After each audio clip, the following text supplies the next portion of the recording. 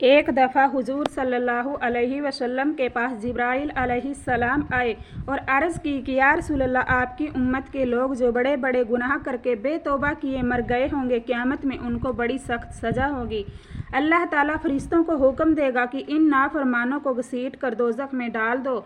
बस फरिश्ते उनको दोज़ख में डाल देंगे। उस वक़्त दोज़ख का बड़ा फरिश्ता मालिक उनसे कहेगा, कौन हो तुम? क्या तुम्हारा नाम है? किस लिए तुम पर अज़ाब आम है? किसकी उम्मत में हो तुम? ए आशाकिया, नाम तो अपने नबी का दो बता। दहशत व हेबत से वह नाम रसूल, रौब से मालिक के उस दम जाएंगे भूल। फिर कहे मालिक की, ए कौमे शकी, क्यों नहीं लेते हो तुम नामे नबी? जब कहेंगे वह नबी का नाम हम भूले हैं। ए मुदस्सर फैज़ो करम, है हमारा एक बेशक वह रसूल जिस पे कुरान को किया हक ने नज़ूल। उसकी उम्मत में है हम ए नेक ज़ात जिसके बाइस हैं यह सारी कायनात। नाम उनका है दवाए हर बला, अपनी हम शामसाद से भूले हसरता। शामते अमाल से वाह हसरता, हो गए हम इस बला में मुबतला। जब कहे मालिक की कुरान मती, जूज़ मोहम्मद और पर उतरा नहीं। नामे अहमद सुन के बोलेंगे सभी, हम हैं बेशक सब उसी के उम्मती। पूछेगा मालिक की कुरान में भला, जिक्र दोज़ख का क्या नहीं था बजा? तुम पर पहुँचा क्या न था वादा व ईद? जानते तुम क्या न थे नेकों पलीद?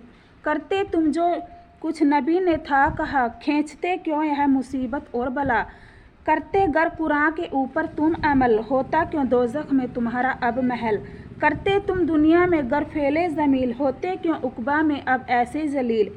या रसूलल्लाह, इन सवालों पर दोज़खी बहुत पछताएंगे। फिर मालिक फरिश्ता कहेगा, ए दोज़ख, यह सब नाफरमान तेरे अंदर हैं, जो जो अजाब तू इनको चाहे दे, और इन जालिमों को जला डाल, मगर इनके दिल न जलाइए कि उनमें ईमान है, और जब तक खुदा को मंजूर होगा दोज़ख में जलते रहेंगे। फिर बहुत अरसे के बाद अल्लाह ताला का हुक्म होगा, ए जिब्राइल, दोज़ख पर जाओ और मोहम्मद की उम्मत के नाफरमानों की हालत देखो।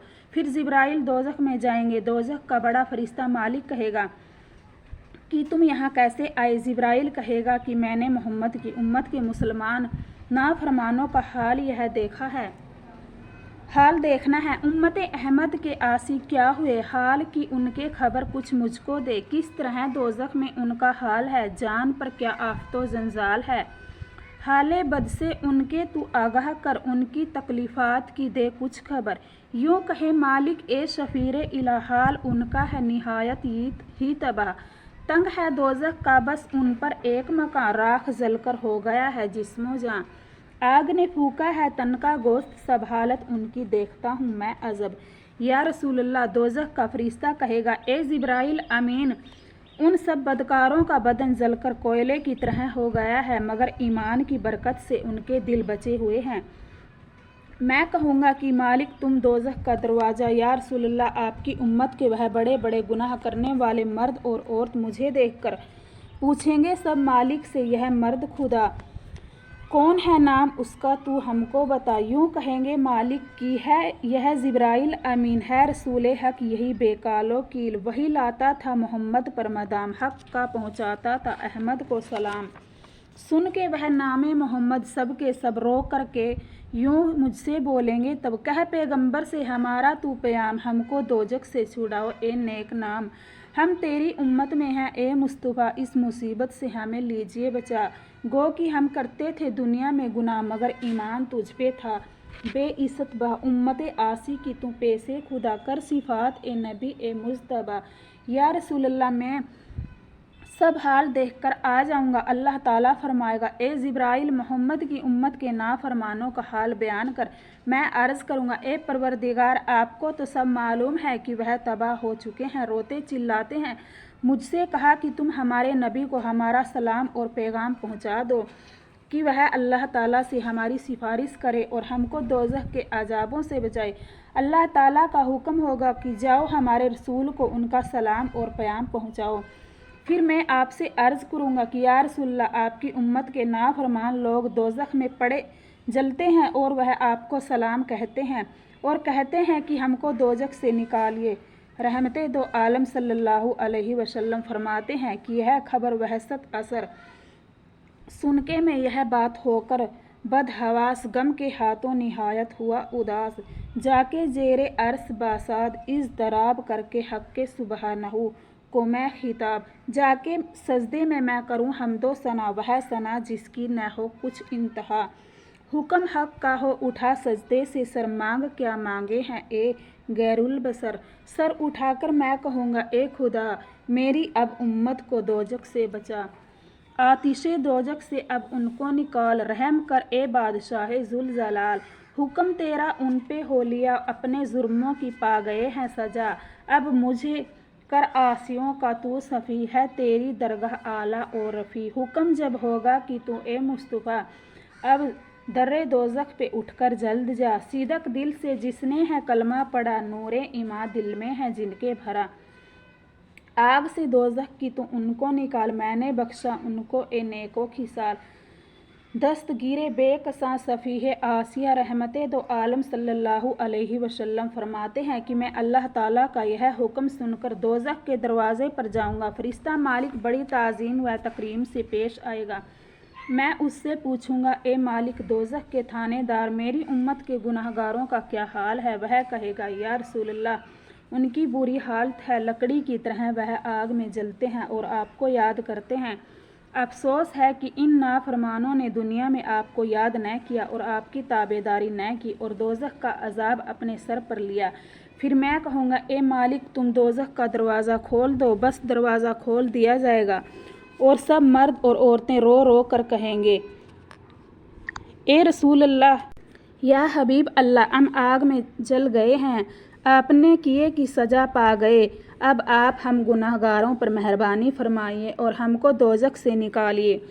اگر ہم دنیا میں آپ کی تابعداری کرتے تو دوزخ میں نہ جلتے، بس میں اسی وقت میری امت کے جو عاصی ہیں کمال چھانٹ کر میں لوں گا دوزخ سے نکال، آگ میں جل کر بدن ان کا سیاہ کوئلے کی شکل ہو بے اشتباہ، نہر ایک جنت میں ہے ماؤل حیات ہو نہا کر اس میں وہ اے نیک ذات، رنگ و رو رش کے قمر ہوگا تمام اور لکھے ہوں زمیں پر یہ کلام، اس جماعت پر ہوا ہے لطف رب دوزخی تھے ہو گئے آزاد سب، رحمت حق سے ہوئے ہیں جنتی تھے محمد کے یہ عاصی امتی، دوزخوں جنت میں تو بھی غور کر ہے تیرے یہ فعل کے دونوں ثمر، جیسے دنیا میں تیرے ہوں گے عمل باغ ویسا ہی ملے گا بے خلل، تیری یہ زید و سخاوت اے میاں باغ جنت میں ہو نہر جاوداں، تیری یہ تسبیح و تہلیل و درود سنبھل و ریحانہ گل اے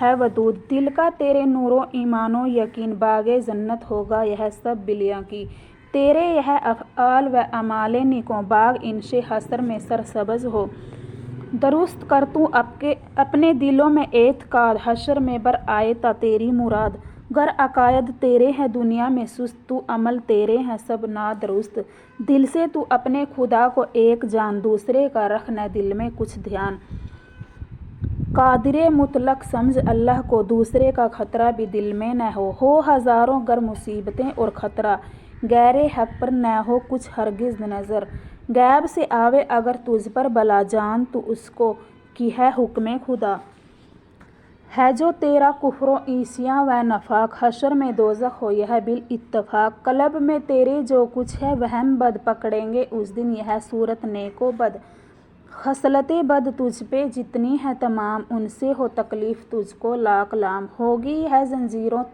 تو کی ہتھ کڑی، فاسقوں کی ہوگی گردن میں پڑی، لگو مت جان تو ان افعال کو، امتحاں کر ان کا تو غافل نہ ہو، رات دن رکھ اپنے کاموں پر نظر، نیک بد کا کر حساب اے بے خبر، اپنے باطن کو ذرا تو صاف کر تاکہ نور حق ہو اس میں جلوہ گر، مادر و ہمشیر و زد و پدر، یارو گارو ہم بادر ہم پیسر، دفن سب کو قبر میں تو کر چکا ہے، گوافِ غفلت میں نہ پڑ اب تو ذرا، اب تو اپنے آپ کو محسن بنا، غیر حق سے دل کو اپنے مت لگا، مسلمان بھائیوں اور دین کی بہنوں اللہ تعالیٰ سے ڈرو اور اچھے کام کرو، موت کو نہ بھولو، کسی کو خبر نہیں کہ موت کب آ جائے، دیکھو اگر کسی کو یہ معلوم ہو کہ میرے پکڑنے کے لیے پولیس پھرتی ہے تو اس کے دل کی کیا حالت ہوتی ہے، زندگی بے مزہ ہو جاتی ہے، ہر وقت یہی فکر ہوتا ہے کہ کہ کسی طرح اس مصیبت سے نکل جاؤں، تو کیا موت کا اتنا بھی خیال نہ ہونا چاہیے جو دنیا کے سب منزوں کا خاتمہ کر دے گی، خاص کر جب گناہوں کا بوجھ بھی سر پر لدا ہوا ہے، جس سے دنیا میں بھی اور آخرت میں بھی سزا کا ڈر ہے۔ دنیا میں نافرمان لوگوں پر جو مصیبتیں آتی ہیں وہ اکثر گناہوں کی وجہ سے آتی ہیں، اور ہم یہ سمجھتے ہیں کہ ہم تو گناہ دن رات کرتے ہیں، ان پر کوئی پکڑ نہیں ہوتی۔ یہ کوئی ضروری بات نہیں کہ اگر آج گناہ کیا ہے تو آج ہی اس کی سزا بھی مل جائے۔ دیکھو، فرعون نے 400 برس تک خدائی کا دعویٰ کیا لیکن کبھی سر میں درد بھی نہ ہوا، اور پکڑا گیا تو اس طرح کہ ایک دم میں غرق کر دیا گیا۔ خدا کا ہر کام حکمت سے ہوتا ہے، کبھی جلدی سزا مل جاتی ہے اور کبھی دیر میں ملتی ہے۔ تو اگر کبھی گناہ کرنے کی سزا جلدی نہ ملے تو یہ خیال نہ کرنا چاہیے کہ خدا تعالیٰ نے اس گناہ سے ناراض نہیں ہوا کیونکہ جلدی سزا نہیں دی۔ یہ شیطان کا دھوکہ ہے۔ دیکھو، جب کوئی مر جایا کرے تو یہ خیال کیا کرو کہ ہمارے لیے بھی ایک دن آنے والا ہے، مگر آج کل جتنی عمریں کم ہو گئی ہیں اتنی ہی غفلت بڑھ گئی ہے، یہاں تک کہ مردے کو دیکھ کر بھی ہماری حالت ذرا نہیں بدلتی۔ دنیا کی مثال ریل کی سی ہے کہ کوئی اس میں سوار ہوتا ہے اور کوئی اس سے اترتا ہے۔ اسی طرح آج کوئی پیدا ہوتا ہے اور کل کوئی دنیا سے چل دیتا ہے۔ دم بدم گھنٹی بجتی رہتی ہے، اور وہ گھنٹیاں یہی تو ہے کہ اپنے دوستوں اور عزیزوں کا مرنا دیکھتے ہیں، پھر بھی خوابوں غفلت میں ایسے سو رہے ہیں کہ آنکھیں نہیں کھولتے اور نصیحت حاصل نہیں کرتے۔ مسلمانوں، خبردار ہو جاؤ، موت سر پر کھڑی ہے۔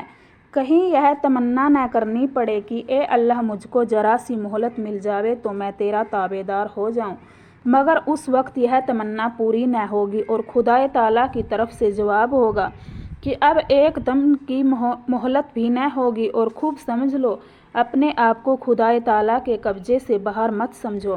جب وہ پکڑتا ہے تو سخت سزا دیتا ہے۔ دیکھو، نمرود 400 برس تک نافرمانی کرتا رہا، مگر جب اس کو پکڑا تو خدا نے ایک مچھر کو حکم دیا کہ اس ظالم کی ناک میں گھس جا۔ مچھر ناک میں گھس گیا اور نمرود سر کی پٹائی کرواتا ہوا خدائی کا دعویٰ لے کر آخر دنیا سے ختم ہو گیا۔